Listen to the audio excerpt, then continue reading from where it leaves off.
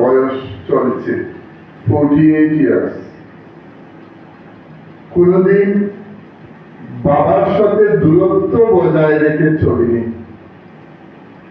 আমরা অনেকেই বাবা এবং মার সাথে অনেক সময় একটু ডিস্টেন্স মেনটেন করে চলি, কিন্তু আমরা কোনদিন বাবার সাথে দূরত্ব মেনটেন করিনি।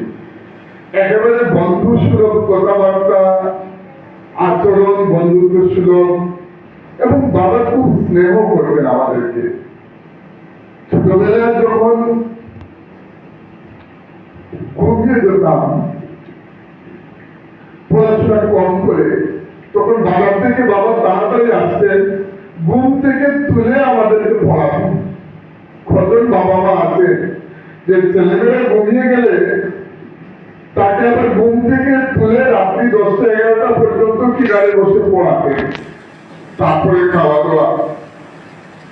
বাবার এই প্রতিটা কথা আগেও সবসময় মনে হতো, কিন্তু মৃত্যুর পর প্রত্যেকটা কথা যেন আমার মনের মধ্যে বারবার আসে। এবং যে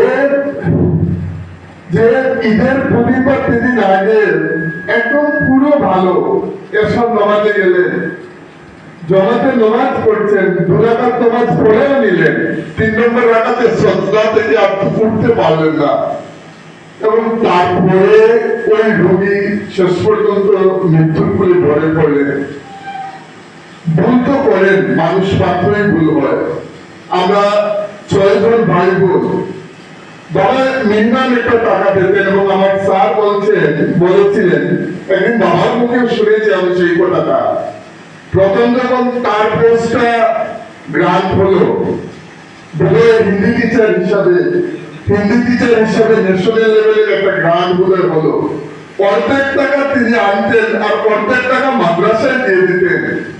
তার চেয়ে মহৎ কাজ আর কি হতে পারে বলুন। এবং হয়তো এই কর্মগুলোর জন্যই তার মৃত্যুটা এরকম ইস্তেজার মধ্যে পড়ে, তার সেই অসুস্থতা মসজিদের মধ্যে। এবং বিশেষ করে মসজিদ, 2টো মসজিদের প্রতি তার যে টান ছিল আমি দেখেছি, আমরা ছোটবেলায় দেখেছি।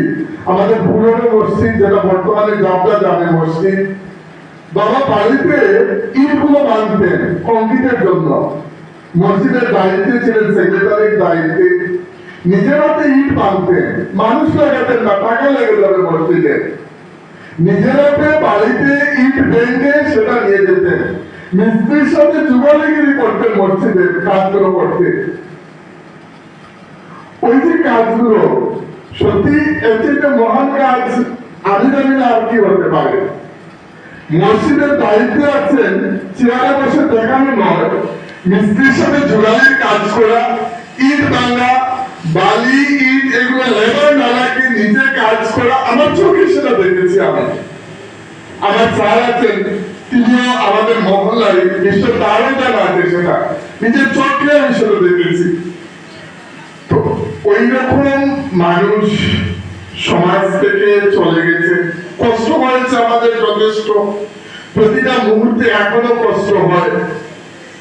যখন মৃত্যুর আগ মুহূর্তে আমরা সবাই তার পাশে, আমরা পড়াশোনা করছি, তিনিও পড়াশোনা করছেন, অক্সিজেন লাগানো, কিন্তু তারপরে পড়াশোনা করছেন। আইসির মধ্যে যেখানে একজন পেশেন্টের সাথে একজন অ্যাটেন্ডেন্ট থাকার কথা, সেখানে আমরা আমাদের পুরুষ মহিলা, আমার বোন, স্ত্রী, ভাই বোন, আমার বাড়ির সবাই সহ প্রায় 10-12 জন, ডাক্তাররাও বলেনি, নার্সরাও বলেনি।